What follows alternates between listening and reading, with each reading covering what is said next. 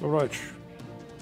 Почнува отвореното студио кое се однесува на сплет на низа политички, па би рекол сега и обштествени реакции врзани за председателската трка, за безбедноста и оно што помалку го третираме е во сенка на дневно-политичките обсервации кој ќе води државата како шеф во палатата на Водно е економијата.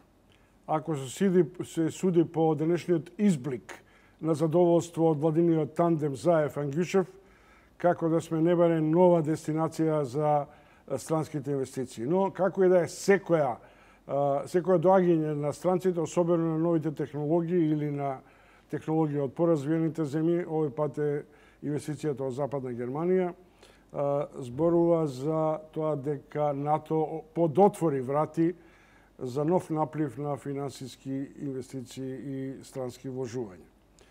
При тоа има една константа, особено на домашен план и многу повеќе во проценките на нашите капацитети, а тоа е што нудиме како работна сила, како е развиена и во колка мерка е флексибилен нашиот пазар на труд.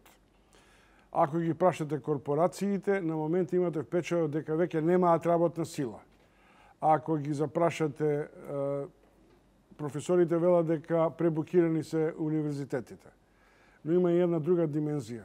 Се повеќе млади заминуваат, а пописот до година ќе даде можеби поверодостојна слика.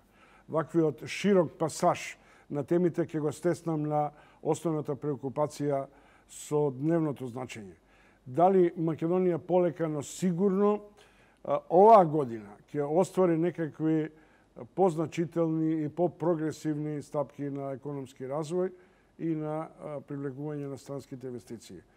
Мој гостин е Благица Петреска, шеф на Finance Think, една од веќе препознатливите think tank организации кои се занимава со стратешки анализи. Петреска,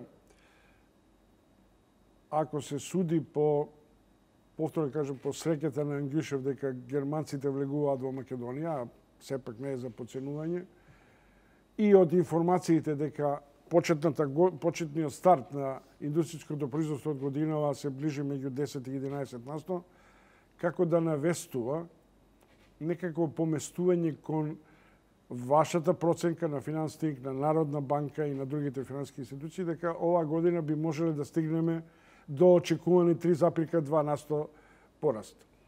Но има и една друга димензија. Стартот на инвестициите во капиталните вложувања е катастрофален. Од 1% или 4,1% од 4,1 милион евра од 400 милиони за.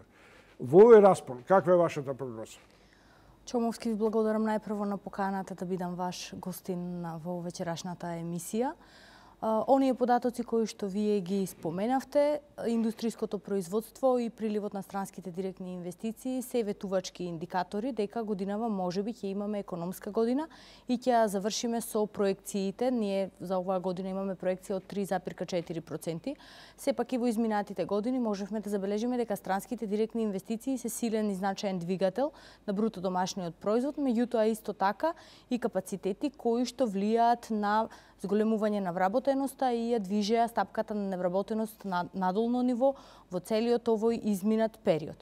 Меѓутоа, исто така, капиталните инвестиции ни представуваат и понатаму проблем, нешто кое што минатата година повеќе наврати апелиравме дека потребно е да се стави посилен фокус, и годинава започнавме на лош старт имаме со капиталните инвестиции. Сепак, кај капиталните инвестиции во првите месеци, може овој тренд не треба да не загрижува затоа што се почетни месеци од една страна и очекуваме дека треба да бидат силно интензивирани и забрзани во текот на годината, меѓутоа од друга страна, уште во минатата година, уште во месец август, апелите и на стручната јавност, меѓутоа и на оние кои што работат во областа, беа дека 2018 година е веќе заборавена година за капиталните инвестиции, потребно е да се стави внимание и фокус на подготовките за капиталните инвестиции во 2019 година. Иако овој индикатор не треба ништо да значи на почеток, сепак треба да да го следиме внимателно и да обрнеме посебно внимание за оваа година да имаме полна реализација на капиталните инвестиции.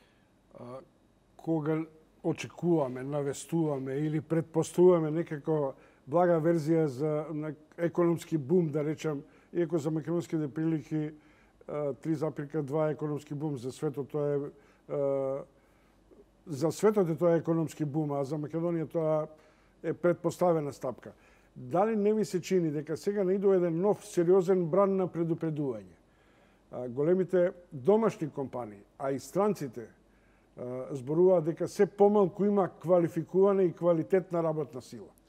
Точно, и нашите истражувања и оние средби кои што ги имаме со бизнис секторот и од страната на домашните и од страната на странските инвеститори укажуваат на еден ризик, а тоа е дека не може веќе да најдеме квалификувана работна сила, ни во квантитет работна сила, нити пак во квалитет работна сила. Неодамнешно истражување кое што го правевме за поврзување на странските со домашни компании, дојдовме до овој заклучок. Еден од факторите е токму недостатокот на квалификувана работна сила, што од друга страна пак нас не лимитира каков тип на странски инвестиции може да привлекуваме во земјата. Тоа значи дека во следните неколку години ние не можеме, веќе немаме потенцијал да привлекуваме компании кои потенцијално би вработиле повеќе од 500 луѓе во тие компании, затоа што не може да се најде на пазарот квалификувана работна сила која ќе си го најде местото во тие компании. Ако нема квалификувана, како ќе стигнеме до она очекувано пледоаје на Ангјушев дека нам ни треба работна сила која е повисоко платена, која е, предполагам, поквалификувана, брзо растечка, оспособена за нови технологии? Квалификувана работна сила не се создава преку ноќ. Значи, ова што денес ни се случува е резултат на подолг временски период на резултат на образовните политики, кои што продуцирале кадар, каде што најчесто е со диплома, меѓутоа не секогаш таа диплома соодветствува на вештините кои што се потребни и на пазарот, меѓутоа и диплома која не секогаш соодветствува на вештините која таа диплома треба да ги понуди. Меѓутоа секако постојат серија мерки кои што може краткорочно да делуваат во насока на продуцирање на тој кадар. Дуалните програми се една брза интервенција каде што веќе странските инвестиции во некои од регионите во делот на Охрид веќе започнуваат таков тип на дуални програми, каде што паралелно... Зборов и со Прилепската економска зона, тамо трите странски инвеститори влегле во аранжман со среднотехничкото, во која има перманентно образование, часови во школа и речиси повеќе од половината во салите. Да, токму тоа, таа брза интервенција, каде што компаниите си продуцираат кадар на собствените потреби, заедно со средните училишта кои што се на располагање од тој регион или од тоа место. Секако мерките за вработување кои што треба да бидат во насока на поттикнување на практиканството, треба кадрите кои допрва треба да излезат од образование, да ги потковаат со малце повисоки вештини и повисоко знаење за кога ќе излезат од образование, да бидат поспремни и побрзо да транзитираат кон вработување. И секако тука се серија на мерки каде што треба младите да ги поттикнат да се преквалификуваат доколку се идентификувани како кадри каде што завршиле одредено образование, меѓутоа не може да најдат соодветна работа на тоа според. Значаен дел од кадрите кои заминуваат во момент во странство, а некои се компатибилни, лекари па дополагаат, архитекти така натаму. Меѓутоа, значаен дел од тие кадри во Германија и во странските пазари се доквалификуваат според барањата и потребите на пазарот на труд. Овде, ако кажете на некој лингвист дека треба за да работи во некаква хала, дека треба да се преквалификува, тоа е траур. А ние сакаме да функционира реален пазар на трудот меѓу побарувачката и потребите. Точно, тој јас помеѓу потребите и понудата долго време постои и помеѓу вештините, меѓутоа и според тип на работни места кои што се нудат. И ние мора интензивно да работиме, меѓутоа и да ја подигнеме свеста дека преквалификацијата не е ништо страшно. Подобро е да работите и да заработувате колку што може повеќе, отколку да чекате работно место од соништата. Па сметам дека мерките во иднина треба да бидат насочени кон таа насока, но исто така и од страната на младите и од страна на компаниите да постои отворен ум и подготвеност за брзи реакции. Нашето стопанство се наоѓа пред некаква шок ситуација. Една цела генерација заминува, и тоа главно овие технички науки и образовани. Меѓутоа, деновија читам информација која е за мене неверојатна, дека на Македонија и недостигаат 600 лекари. Тоа значи дека или не водиме сметка како да ги задржиме, бидејќи тоа е една од, покрај IT инженерите, една од најпропулзивните, да речем, работни сили кои целат кон странските пазари. Или немаме некоја логика како тоа да направиме? Најпрво ние мора да ги следиме глобалните текови. Нешто што се случува во светот е тоа дека постои раздвиженост на пазарите на труд и не е тоа невообичаено одредени кадри да се селат од една во друга земја, и ние тоа треба да го очекуваме дури со влезот во Европска унија, дека таквата раздвиженост ќе треба да биде уште поголема. Меѓутоа, исто така, тоа се специфични кадри за чиешто производство државата инвестира многу, и продуцирањето на таков тип на кадри е подолгорочен процес. Така што ние треба што поскоро да ги усогласиме она што ќе продуцираме со потребите на пазарот на труд. Повод, меѓу другото, за овој разговор е денешното резиме, брифот од едно истражување кое Finance Think со други неколку организации го направија околу подвработеноста на целокупното, да речем, население на работоспособна возраст. Сега прво, за да им биде јасно на нашите гледачи, прв пат, дури искрено речено, јас се соочувам со ваков термин кој не е дали е економски, дали е социјален или е образован. Што значи подвработеност? Така, ние на оваа тема работевме веќе 2 години, заедно со Институтот Партнерство за економски политики, поддржан од Канада, кој што е во рамки на Универзитетот од Лавал, и со поддршка менторска, меѓутоа и со техничка поддршка целокупна да ги пресметаме сите овие пресметки.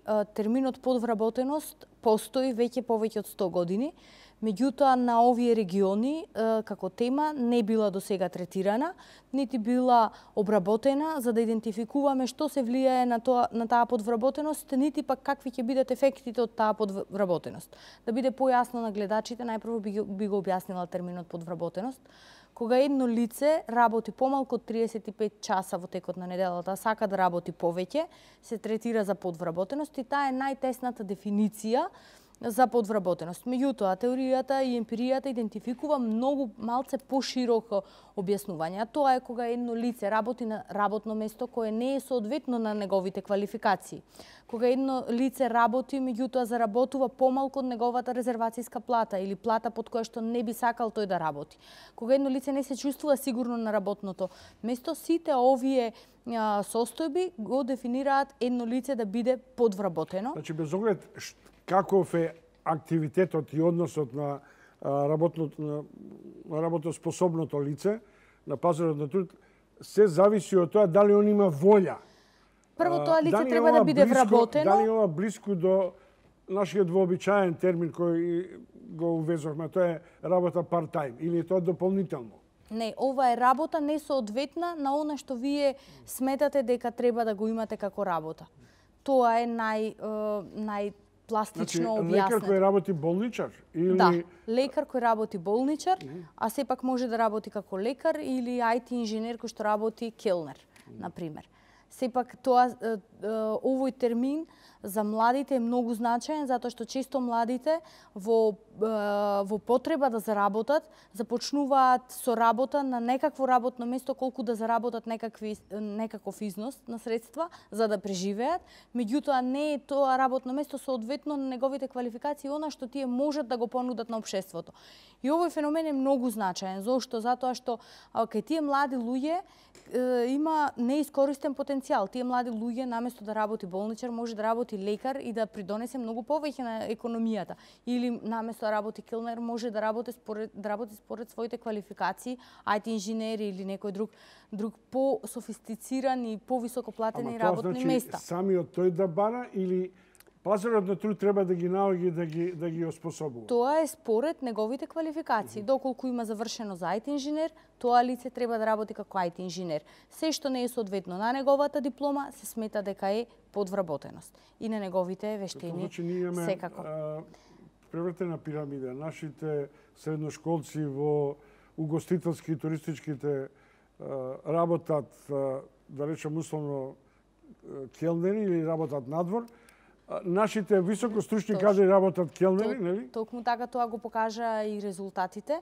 Овој феномен, значи најпрво за општата јавност да кажам дека подвработеноста кај општата популација во нашата земја е 2%, меѓутоа кај младите оваа стапка е 57%. Тоа значи дека секој млад кој што е вработен, секој втор млад вработен се соочува со состојба на подвработеност, а дополнително најранливи се оние со високо образование. Оваа состојба... Дали е тоа логика дај што дае, што ќе ми дадеш, или е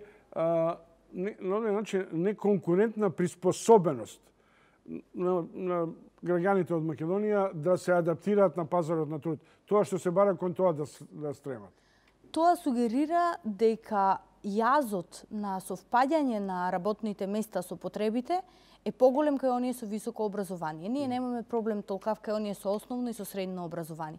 Тоа значи дека на пазарот можеби повеќе му требаат кадри кои што се со средно стручно образование, наместо кадри кои што се во општествените науки.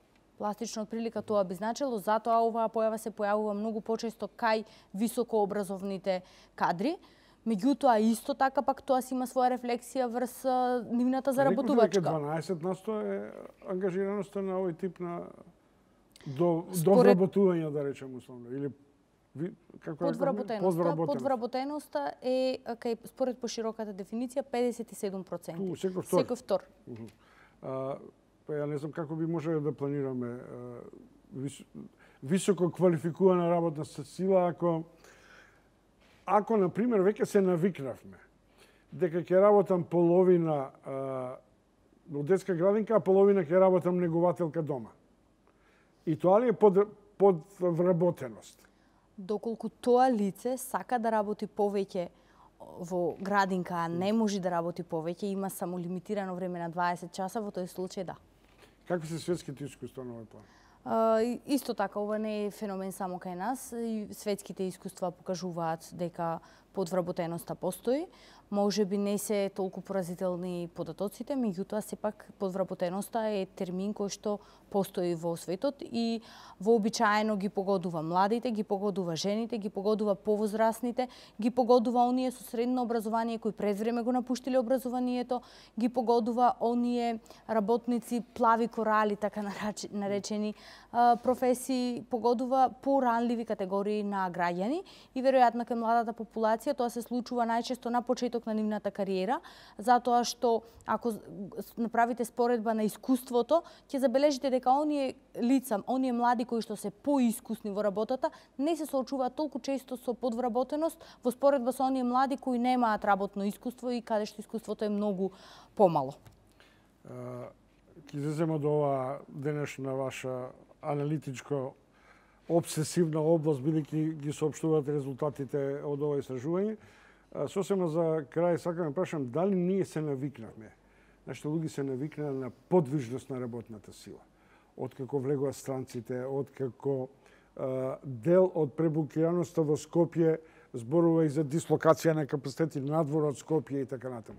Дали имаме перцепција дека не се случува во Скопје и во најголемите урбани центри? Да, сметам дека постои придвижување на тоа поле, посебно во споредба со генерациите од нашите родители, каде што при вработувањето се чека пензионирање. Сега веќе има придвижување и од аспект на промена на работното место и од промена на компанијата, меѓутоа исто така странските директни инвестиции со тоа што се дислоцира надвор од Скопје веќе се развија и некои други региони на вработување. Меѓутоа сепак ние мора да бидеме отворени и да гледаме што се случува во светот на пазарот на труд и треба и ние да очекуваме дека во иднина ќе се случуваат парт-тајм работни места каде што едно лице ќе работи можеби на 2 или 3 работни места. Треба да очекуваме креирање на нови работни позиции каде што во моментот можеби ни изгледаат и не така секојдневни. така што пазарот на труд е доста динамичен и ние само треба да бидеме подготвени колку што е можно да работиме на вештините, да работиме на продуктивноста, се со цел да ги фатиме тие текови на времено.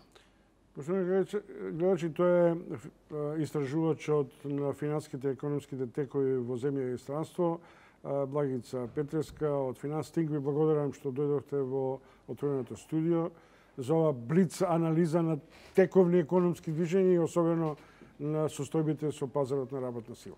Ви благодарам, ми беше драго да ги споделам искуствата и резултатите еве промотивно во вашата емисија. Фала и многу. Благодарам уште.